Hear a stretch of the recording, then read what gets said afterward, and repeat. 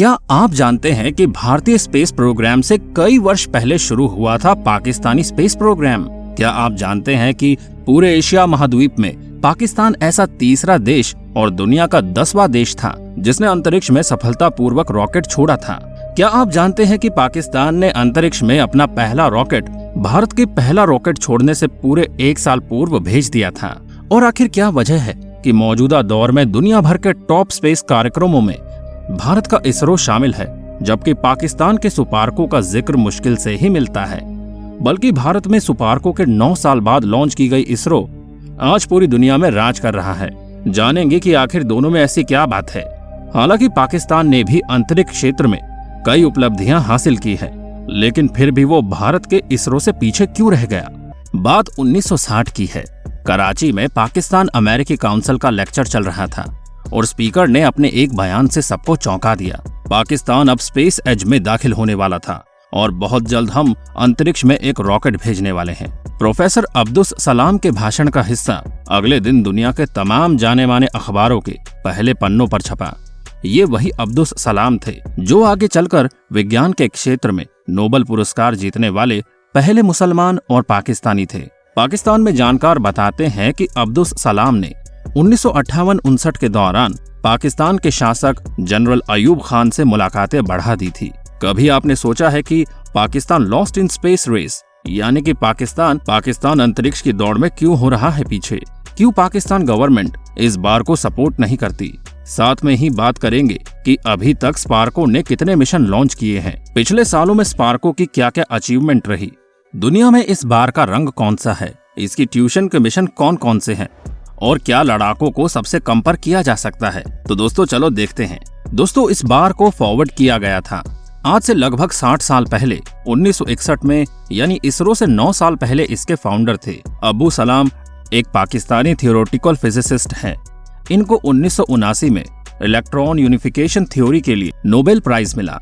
ये पहले पाकिस्तानी और पहले मुस्लिम थे जिनको फिजिक्स में नोबेल प्राइज मिला था। इसके साथ पाकिस्तान दुनिया में दूसरा मुस्लिम कंट्री बना जिसके पास नोबेल प्राइज था। दोस्तों इसके बाद सुपार्को ने अपना पहला रॉकेट लॉन्च किया 1962 में, जिसका नाम धारा भवन राय बैक two stage solid fuel rocket था, जो बनाया गया था नासा के द्वारा गिरोह के 230 किलोमीटर के एप्टीट्यूड पड़ गया। इस अचीवमेंट के कारण पाकिस्तान एशिया का तीसरा देश बना जिसने अपना पहला रॉकेट लॉन्च किया था और ऐसा करने वाला वर्ल्ड में 10वां देश बना। तो चलिए दोस्तों बात कर लेते हैं वीडियो के मेन टॉपिक पर कि Pakistan lost in space race. दोस्तों ये बात डिपेंड करती है केवल 2 प्रैक्टिस पर। अगर दुनिया के किसी भी स्पेस एजेंसी में इन दोनों फैक्टर्स का लेवल अच्छा है तो वो स्पेस एजेंसी बहुत ही तेजी से ग्रो करती है, पर अगर इन दोनों फैक्टर्स का लेवल उस स्पेस एजेंसी में बहुत ही बुरा है तो वो स्पेस एजेंसी किसी भी हालत में ग्रो नहीं कर पाती। इसमें पहला फैक्टर आता है नॉलेज, यानी उस स्पेस एजेंसी को रॉकेट साइंस की डिग्री नॉलेज होनी चाहिए कि एक रॉकेट को कैसे गाइड करते हैं, कैसे कंट्रोल करते हैं।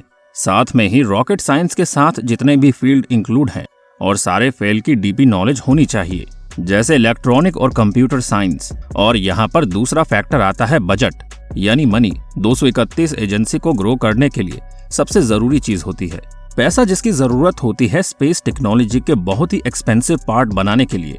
और इस काम पर नासा का टोटल बजट $3 बिलियन है। हमारी इसरो का टोटल बजट $1.9 बिलियन है। बात करें सुपार्को की तो यहाँ पर सुपार्को का टोटल बजट $30 मिलियन है। इंटरनेट पर मौजूद इस सारे डेटा से हमें पता चलता है कि पाकिस्तानी स्पेस एजेंसी सुपार्को इन दोनों फैक्टर्स में बहुत ही लो लेवल पर है, जहां पर हमारी इसरो का नाम दुनिया की टॉप 5 स्पेस एजेंसी में आता है और दूसरी तरफ से सुपार्को का नाम दुनिया की टॉप 10 स्पेस एजेंसी में भी नहीं आता है। सुपार्को की फैक्ट्री 1 यानी रॉकेट साइंस का लेवल बहुत ही कमजोर होने के कारण इसके पास अभी तक अपने खुद के छोटे मोटे रॉकेट भी नहीं है जिससे ये अपनी छोटी मोटी सैटेलाइट को लॉन्च कर सके। अगर आपको पता नहीं है तो मैं बता दूं कि इंडिया में ऐसी प्राइवेट स्पेस कंपनी भी है जो इन्हें छोटी मोटी सैटेलाइट को लॉन्च करने के लिए अब रेडी है। इनमें से एक का नाम है अग्निकुल। अग्निकुल बहुत सारे रॉकेट साइंटिस्ट, इंजीनियर और प्रोग्राम उसका एक ग्रुप है जो किसी भी देश के सैटेलाइट सॉफ्टवेयर अपलोड को स्पेस में लॉन्च कर सकता है। अपने अग्निबाण रॉकेट से अग्निबाण रॉकेट की हाइट 8 मीटर है। डायमीटर 1.3 मीटर है। ये रॉकेट 14,000 केजी वेट को 700 किलोमीटर ऊपर लो अर्थ ऑर्बिट तक ले जा सकता है। Agnikul.in वेबसाइट पर जा सकते हैं। आपको पता चल ही गया होगा कि पाकिस्तान को कम करना बहुत दूर की बात है, क्योंकि इंडिया की प्राइवेट स्पेस एजेंसी अग्नि को ही सुपार्को के आगे बहुत बड़ी है। और अगर दोस्तों आपको सच में पाकिस्तान की स्पेस एजेंसी की हालत देखनी है तो एक बार आप गूगल पर सर्च जरूर करना, comparison of Asian national space programme. यहाँ पर आपको विकिपीडिया मिलेगा, जिसमें आप एशिया की सभी स्पेस एजेंसी की स्टेट चेक कर सकते हो।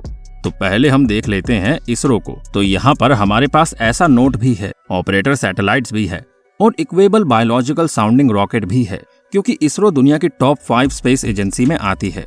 और जैसे ही आप चेक करोगे पाकिस्तान की सुपार्को को, तो यहाँ पर इनके पास एस्ट्रोनॉट भी नहीं है, ऑपरेटिव सैटेलाइट भी नहीं है, साउंडिंग रॉकेट भी नहीं है, रिकवरेबल बायोलॉजिकल साउंडिंग रॉकेट भी नहीं है। अभी तक पाकिस्तान ने अपने जितने भी सैटेलाइट लॉन्च की है, अभी तक उन्होंने 5 से 6 सैटेलाइट को लॉन्च किया है, जिनके नाम है बॉर्डर में, जो फर्स्ट डिजिटल कम्युनिकेशन सैटेलाइट है, पाकिस्तान की Paksat 1, Paksat 1 replacement Badr B, weather satellite से और रिमोट सेंसिंग सैटेलाइट। वहीं आपको बता दें कि इसरो भारतीय अंतरिक्ष अनुसंधान संगठन भारत की एक राष्ट्रीय अंतरिक्ष एजेंसी है, जिसकी स्थापना भारत में अंतरिक्ष से जुड़े कार्यों को करने के लिए वर्ष 1959 में की गई थी। वर्तमान में इसरो का मुख्यालय बेंगलुरु में है। पिछले कुछ सालों से इसरो ने कई उपलब्धियां प्राप्त की है। भारत में विज्ञान और प्रौद्योगिकी के क्षेत्र में भी लगातार प्रगति का श्रेय इसरो को ही दिया जाता है। अंतरिक्ष विज्ञान के क्षेत्र में इसरो ने भारत का नाम बहुत ऊंचा किया है, जिससे भारत आज एक गौरवशाली देश बनकर सामने आया है। भारतीय अंतरिक्ष अनुसंधान संगठन या इसरो का मुख्यालय बेंगलुरु कर्नाटक में स्थित है। ये अंतरिक्ष अनुसंधान भारत के अंतरिक्ष विभाग के अंतर्गत कार्य करता है, जिसकी निगरानी भारत के प्रधानमंत्री, जो वर्तमान में श्री नरेंद्र मोदी जी हैं, के द्वारा की जाती है। इसरो की स्थापना 15 अगस्त 1969 को की गई थी। तब इसका नाम अंतरिक्ष अनुसंधान के लिए भारतीय राष्ट्रीय समिति था, Indian Space Research Organisation. ISRO की स्थापना विक्रम साराभाई द्वारा की गई थी, इसलिए इन्हें इसरो का जनक भी कहा जाता है। इसरो को अंतरिक्ष विभाग के द्वारा नियंत्रित किया जाता है। इसरो ने पहला उपग्रह 19 अप्रैल 1975 को लॉन्च किया था, जिसका नाम आर्यभट्ट था। सन 1979 तक इसरो अपने पूर्ण स्वदेशी सैटेलाइट बनाने में तो कामयाब रहा, पर अभी भी उसे अंतरिक्ष में सैटेलाइट लॉन्च करने के लिए अन्य देशों से मदद लेनी पड़ती थी। लेकिन 1980 में अपना खुद का सैटेलाइट बनाकर इसे स्पेस में सफलतम प्रयास के साथ लॉन्च कर दिया गया। मंगलयान की शुरुआत अंतरिक्ष के इतिहास में भारत के लिए सबसे गौरवशाली रही है। मंगलयान के पहले ही प्रयास में इसरो सफल रहा था और पहले ही प्रयास में मंगल तक पहुंचने वाला पहला देश भारत है। 5 नवंबर 1913 को मंगलयान लॉन्च किया गया था, जो 6,660 लाख किलोमीटर की यात्रा करके 24 सितंबर 2014 को सफलता के साथ मंगल ग्रह में प्रवेश कर गया था। भारत ने अपना खुद का जीपीएस सिस्टम स्थापित करने के लिए अप्रैल 2016 में सफलता के साथ अपने जीपीएस सैटेलाइट नेविक लॉन्च किया था।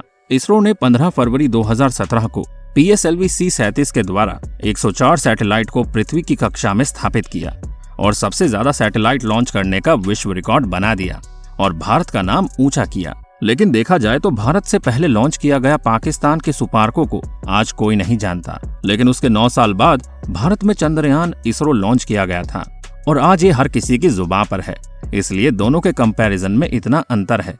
तो दोस्तों, आप क्या कहना चाहेंगे पाकिस्तान के इस चंद्रयान के बारे में? हमें अपनी राय कमेंट बॉक्स में कमेंट करके जरूर बताइएगा। और अगर आपके मन में कोई सवाल है तो आप कमेंट सेक्शन के जरिए हमसे पूछ सकते हैं। मिलते हैं अगले वीडियो में, तब तक अपना ध्यान रखिए और हमारा इंतजार कीजिए। Bye bye.